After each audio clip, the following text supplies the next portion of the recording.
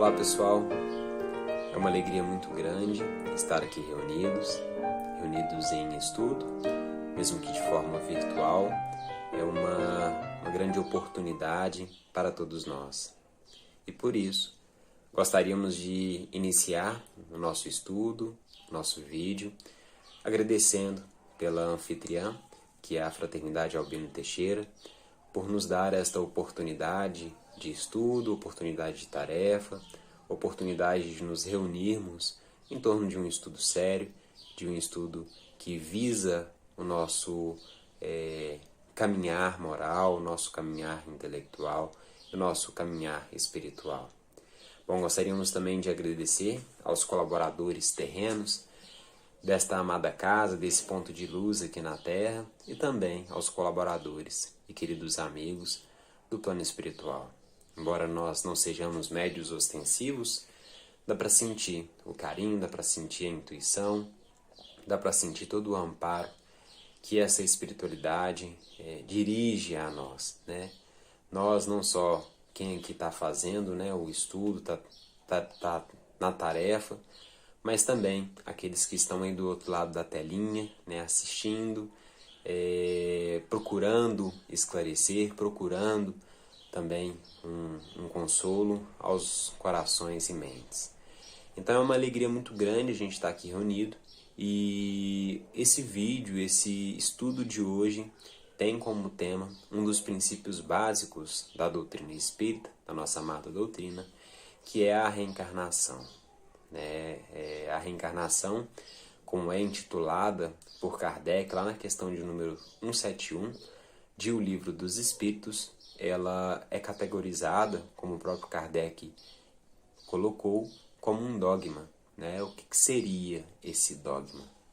Bom, um dogma, quando a gente fala no dicionário, a gente encontra a definição de que o dogma ele seria o ponto fundamental de uma doutrina, algo que é apresentado como certo e como indiscutível para o funcionamento daquela doutrina. Então nós temos a reencarnação como um dogma, ou seja, como um ponto fundamental da doutrina espírita.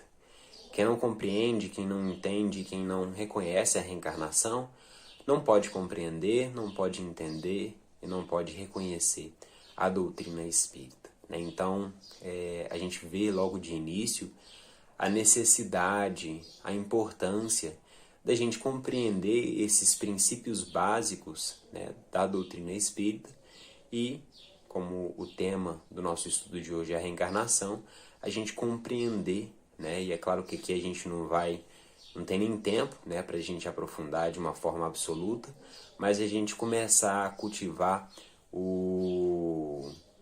a vontade de conhecer um pouco mais, não só sobre a reencarnação, mas também sobre tantos outros princípios básicos da nossa amada doutrina. E nós gostaríamos de iniciar o nosso estudo mostrando que, na verdade, esse ideal da reencarnação, essa ideia da reencarnação, esse dogma, é, na verdade, uma ideia que ele acompanha a história da humanidade. Não foi o Espiritismo que trouxe a reencarnação, não foi o Espiritismo que criou a reencarnação, e muito pelo contrário, nós vemos a reencarnação como também um ponto fundamental de muitas outras doutrinas, de muitas outras religiões. Nós temos, por exemplo, o hinduísmo, que tem o seu início ali lá por volta do terceiro milênio antes da reencarnação de Cristo, de Jesus, ou seja, há 5.000 anos atrás. Nós temos também o judaísmo, que iniciou lá por Abraão, por volta aí do ano de 2000 antes de Cristo, ou seja, tem 4.000 anos. Nós temos também o budismo, que é um pouco mais recente com relação a essas outras duas, que tem o seu início aí por volta dos anos 500 antes de Cristo, e todas essas três correntes religiosas têm por base, também acreditam no conceito da reencarnação. Então nós vemos que o conceito de reencarnação ele não é uma criação em si do Espiritismo, mas é algo que acompanha a história da humanidade. Nós vemos também, e é algo muito interessante, a gente ter o conhecimento que a reencarnação ela também era adotada pelos primeiros anos, né, pela igreja primitiva, pelos primeiros anos do cristianismo. Nós vemos que Jesus ele reencarnou em uma época em um lugar onde a predominância maior religiosa era judaica, né? Então a religião judaica já acreditava na reencarnação, não compreendia muito bem os mecanismos, mas já acreditava na reencarnação. Então o cristianismo em si, ele inicia, né, o nascimento do Cristo, ele inicia nesse seio, onde que já era comum a ideia da reencarnação.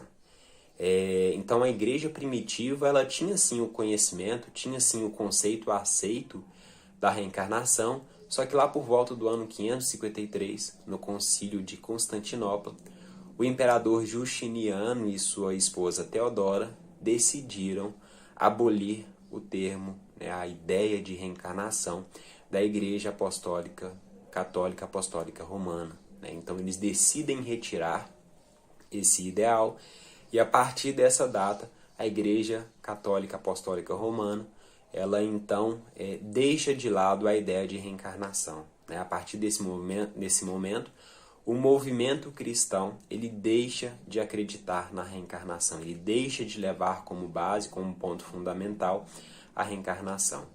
Ele volta, né, então, no ano de 1857, com Kardec. Né, nós devemos relembrar que a doutrina espírita é uma doutrina cristã, né, tem como base os ensinamentos de Jesus, né, tem como Jesus o mestre, o modelo e guia. Então a gente vê que a doutrina espírita faz parte também do movimento cristão. E no ano de 1857, com o lançamento de O Livro dos Espíritos, Kardec ele retorna com a ideia da reencarnação para o movimento cristão. Ainda hoje, a Igreja Católica Apostólica Romana não aceita a reencarnação, e nós também temos o movimento protestante, né, que partiu ali do movimento também cristão, que também não aceita a ideia da reencarnação. Então, no movimento cristão, nós temos apenas o Espiritismo, né, que não só aceita a reencarnação, mas coloca como um dos pontos principais, um dos pontos básicos, um dos pontos basilares. Né? A reencarnação é um dos pontos básicos e, por assim ser, é um dos fundamentos da doutrina espírita. Como nós já dissemos, quem não compreende, quem não aceita a reencarnação, não pode compreender e aceitar o Espiritismo. Então é necessário que nós compreendamos e aceitamos primeiro a reencarnação, para que nós possamos entender e compreender todos os ensinamentos, todas as instruções e também todas as consolações que a doutrina espírita nos traz. Né?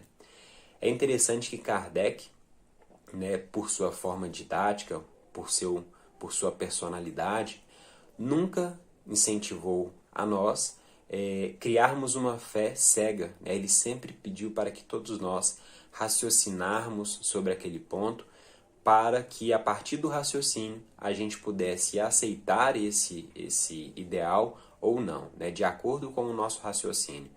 Então, dessa forma muito lógica, dessa forma muito racional, o Espiritismo ele vem trazer um diferencial quanto às outras religiões, quanto aos outros movimentos religiosos, né, que nós falamos lá no início, que ele traz um esclarecimento sobre os mecanismos da reencarnação.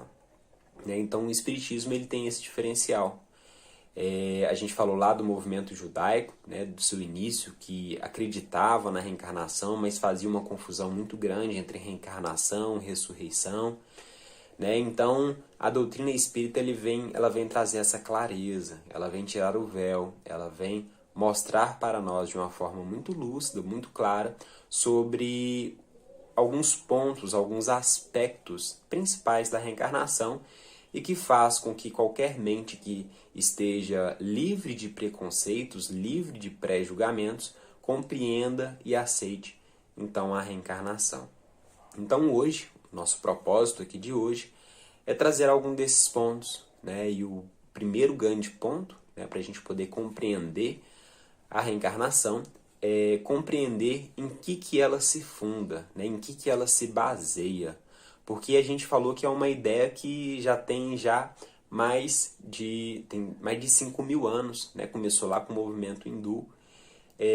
A gente vê que ela tem base, né? Que se ela não tivesse base, se ela não tivesse fundação o bastante, ela teria se perdido no caminho. Ela teria se perdido ao longo dos anos. Mas é uma ideia que já está presente no seio da humanidade há mais de 5.000 anos, né? Então, esse já é um indício que é uma ideia que a gente deve dar, no mínimo, uma atenção. A gente deve dar, no mínimo, prestar o nosso raciocínio para realmente verificar se ela está coerente ou não. E quanto à coerência, nós temos lá no livro A Gênese, Kardec nos mostrando, na verdade, nos entregando em mãos uma forma para que a gente analise alguma ideia para ver se ela é verdadeira ou não. Kardec ele fala lá no capítulo 3, no item 17, que qualquer sistema, qualquer ideia, para poder ser consolidada, ela tem que passar por uma certa comprovação diante dos atributos divinos, né? Ou seja, a gente tem uma ideia, a gente tem que colocar essa ideia em prova com os atributos divinos, né? Dentre os atributos divinos, né, a gente sabe que Deus é justo e bom. Então, esse é o atributo que a gente vai colocar em prova a ideia da reencarnação. Quando a gente fala da ideia da reencarnação, parte ali dois princípios, né? Parte ali duas divisões. Aqueles que acreditam em reencarnação, né? Que são as vidas sucessivas, né? Que o espírito toma diversas roupagens ao longo de sua existência, né? De sua existência infinita.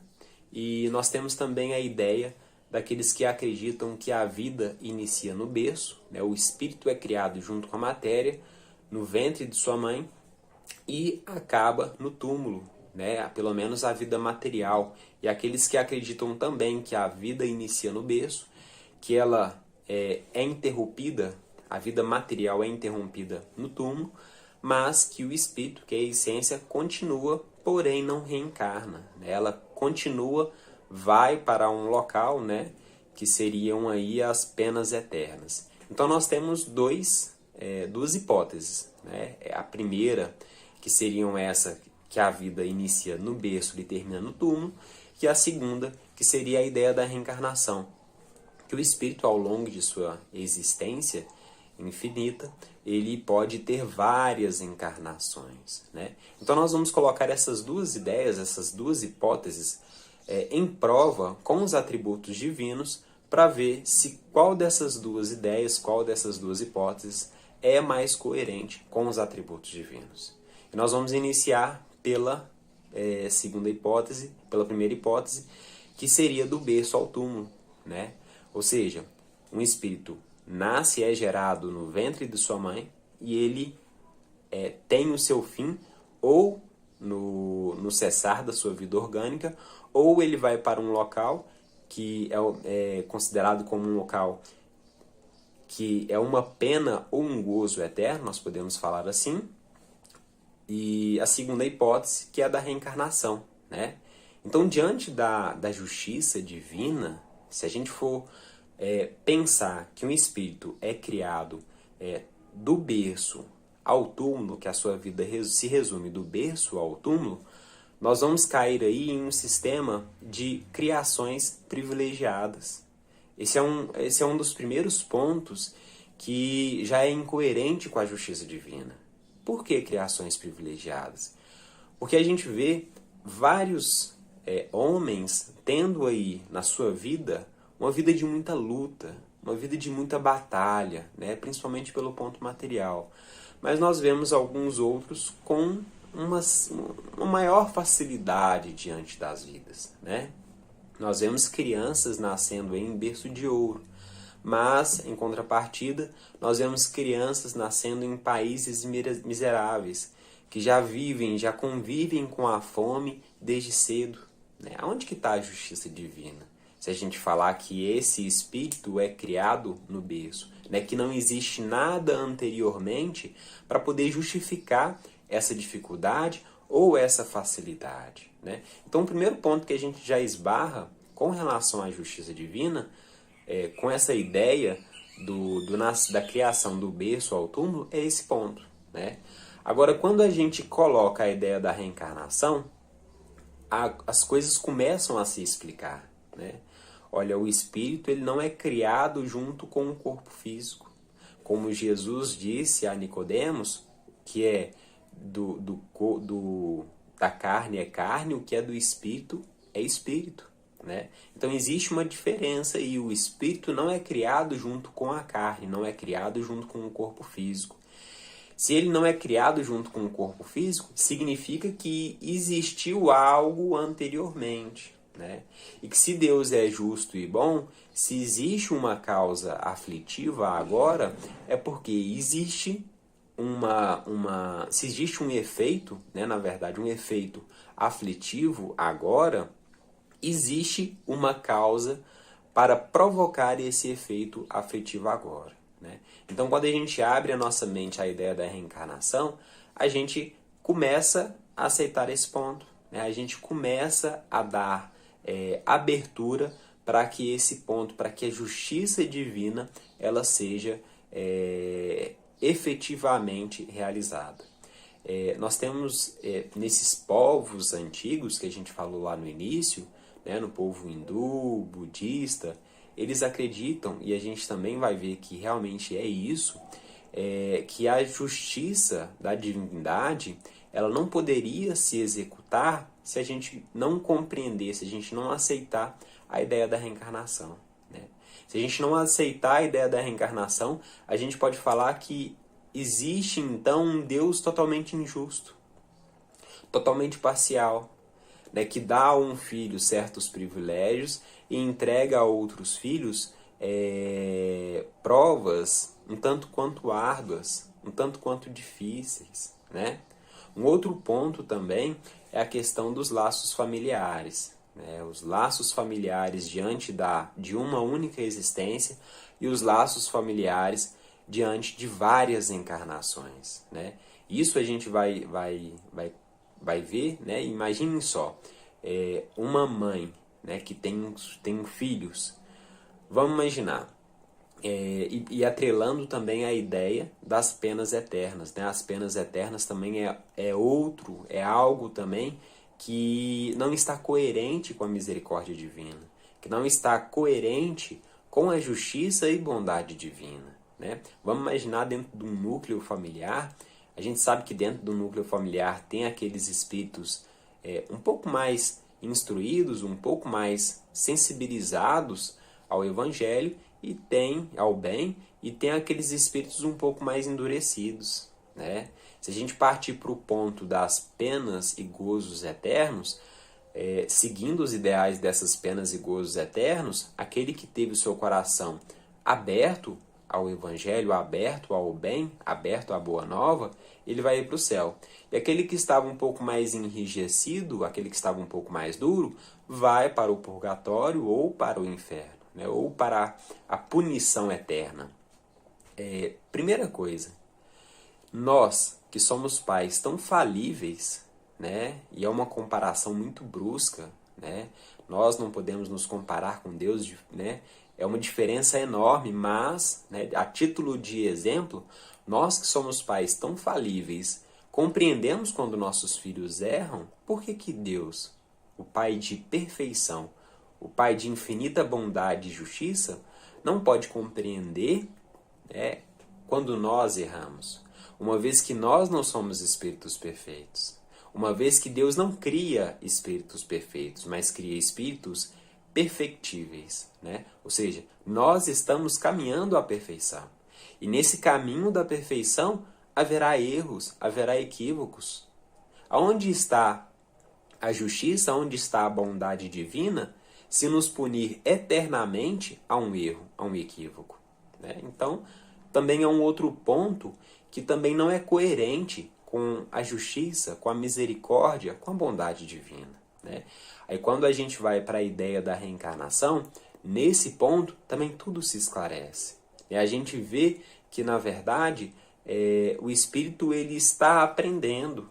Um erro que ele cometeu hoje, ele vai ter novas oportunidades em futuras reencarnações para poder não pagar, né? Acho que a palavra não é pagar, mas retificar, né? Se refazer, aprender diante desse equívoco que ele cometeu. E automaticamente nós vamos para também a questão dos laços de família, né? Nós estávamos falando ali de um núcleo familiar, onde existem espíritos um pouco mais adiantados e espíritos um pouco mais endurecidos. Vamos colocar um exemplo que seja uma mãe, né, aquele espírito um pouco mais adiantado, que tem ali, dentro do seu núcleo familiar, alguns filhos um tanto quanto rebeldes, né, com a vida, que infelizmente caem na teia do crime, caem na teia da maledicência, né? Imaginemos a situação. Se a gente for seguir o sistema de penas eternas, né, e de uma só encarnação, a gente vai ver que a mãe ela vai para o paraíso. Agora os filhos vão para o purgatório ou vão para o inferno eterno. E aí? Será que essa mãe realmente vai estar num paraíso? Será que ela vai conseguir viver numa tranquilidade, numa paz eterna, né, sabendo que os seus amados filhos estão no purgatório ou estão no inferno? Será que essa mãe vai ficar tranquila? Então, mais uma vez, nós vamos ver que a ideia das penas eternas e a ideia de uma única encarnação, que é contrária à ideia da reencarnação, ela não é coerente com os atributos divinos. Ela não é coerente com a justiça, com a misericórdia e com a bondade de Deus, né? Agora, quando a gente coloca esse ponto, coloca esse aspecto com a ideia da reencarnação, nós vemos mais uma vez que tudo se esclarece, né? A gente vê que essa mãe, os filhos vão ter novas oportunidades de reencarnar para poder retificar os seus erros, retificar os seus equívocos, e essa mãe, mais uma vez, vai ter novas oportunidades de provar ainda mais o seu amor por seus filhos, porque vai poder também reencarnar junto deles, vai poder estar no plano espiritual também, né, os auxiliando. Então, a gente vê que a ideia da reencarnação, ela está fundada, olha que interessante, ela está fundada e ela está baseada principalmente nos atributos divinos, né? Então ela tem a sua base na divindade, ela tem a sua base na justiça, no amor, na bondade e na misericórdia divina, né? Partindo desse ponto, né, que ela tem ali as suas bases na misericórdia, amor e justiça divina, para que serve então uma encarnação? Para que a gente vem sucessivas vezes na matéria, né, para poder caminhar? Por que Deus nos impõe a encarnação? E essa é justamente a questão de número 132 de O Livro dos Espíritos, né, onde Kardec pergunta aos espíritos qual que é o objetivo da encarnação. E de uma forma muito interessante, os espíritos esclarecem que o objetivo da encarnação é justamente chegar à perfeição, né? E eles falam que para alguns é uma expiação, para outros é uma missão, né? O que seria essa expiação? Expiação significa viver todas as vicissitudes. E quando a gente fala de vicissitudes, a gente pensa que são vícios, mas não. Vicissitudes são circunstâncias. Então o espírito ele tem que reencarnar várias vezes para poder viver todas as circunstâncias que a vida pode proporcionar ao espírito. A gente só vai chegar à perfeição se souber de todas as coisas, né? Perfeito é atributo daquele que sabe de todas as coisas. É claro que nós teremos então uma perfeição não absoluta, porque perfeito absolutamente é somente Deus, né? Mas a gente vai ter uma perfeição, somos seres perfectíveis, né? E então, Deus, ele dá a oportunidade da reencarnação para que a gente possa, nessas várias reencarnações, nessas várias vivências na matéria, no corpo físico, vivenciar essas várias circunstâncias, né? Nós temos como várias circunstâncias, por exemplo, a prova da riqueza, a prova da pobreza, né? A prova da beleza física, a prova da saúde, a prova daquele que tem o tempo escasso, né? Às vezes muito cheio, muito atribulado. Agora nós temos aquele que tem uma prova um pouco mais com as tranquilidades materiais, aqueles que têm a prova um pouco mais com as dificuldades materiais, né? Então, não tem como um espírito vivenciar todas essas circunstâncias em uma única encarnação, né? Não tem como ele vivenciar todas essas vicissitudes, como diz Kardec, em uma única encarnação. Então a gente vê que a finalidade das várias e sucessivas encarnações é de colocar o espírito em posição de perfeição, né, de se aperfeiçoar, somos espíritos perfectíveis, né, mas porque o espírito ele não consegue chegar à perfeição em uma única encarnação, né? Ele tem que vivenciar várias encarnações, várias circunstâncias para que chegue no propósito da perfeição. E o interessante é que na questão de número 132, os espíritos ainda prolongam a resposta. Eles falam que tem esse lado, né, da questão da perfeição, de fazer chegar à perfeição, mas também tem um lado de que é colocar o espírito em condições de suportar a parte que lhe toca na obra da criação. Ou seja, todos nós temos diante da criação, diante de Deus, a parte que nos toca na obra divina, né? Nós temos então essas várias e sucessivas encarnações também para poder trabalhar, para poder vivenciar as obras divinas, né? Nós não conseguiríamos vivenciar todas, né? E nós não conseguiríamos nos tornar perfeitos para poder auxiliar mais efetivamente no trabalho divino em apenas uma encarnação. Então Deus, por sua misericórdia, por sua bondade, por sua justiça, dá a nós, espíritos, várias provas, né, várias circunstâncias, várias encarnações, para que nós nos aperfeiçoemos e para que nós nos coloquemos em posição de cumprir os nossos deveres diante da divindade, diante de Deus, né? Então, a gente vê que ela se baseia, né, a ideia da reencarnação, ela se baseia na justiça e na bondade divina, por isso que é um conceito que vive há mais de 5.000 anos, né? A gente vê que as suas finalidades são finalidades justas, né? São finalidades misericordiosas, que é o de dar oportunidade ao espírito também de se retificar, né, dos equívocos, de vivenciar as várias circunstâncias, mas também num aspecto também missionário, quando o espírito ele já tem uma certa evolução, de se colocar em disposição a realizar a obra divina no ambiente em que ele está, né? Então, diante desses apontamentos, nós vamos já encaminhando para o final, e a gente vê que a ideia da reencarnação é uma ideia um tanto quanto irresistível, né? Como nós dissemos lá no início, a gente não pode conceber doutrina espírita se nós não compreendemos a ideia de reencarnação. Nós não podemos aceitar a ideia, né, os ideais, os consolos, as instruções da doutrina espírita, se nós não compreendemos a reencarnação.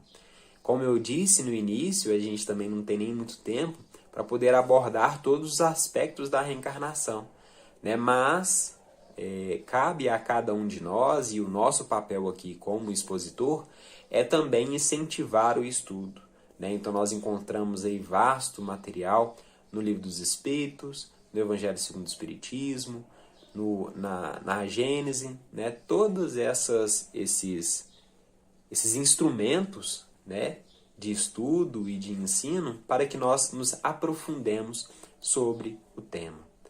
Então, eu gostaria de agradecer, meus amigos, pela atenção de todos e que nós possamos nos encontrar aí em futuras oportunidades. Que Jesus, nosso Mestre Divino, continue conosco, nos amparando, nos guiando e sempre nos intuindo ao melhor. Um grande abraço a todos. Até mais.